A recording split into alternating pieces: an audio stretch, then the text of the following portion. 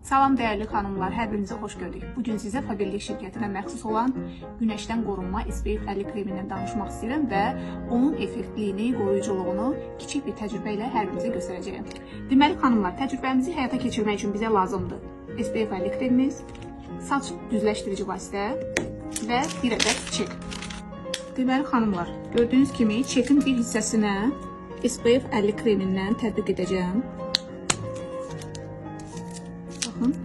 Daha sonra həmin feni qızdırırıq və bu çeki həmin fenin arasında test edəcəm.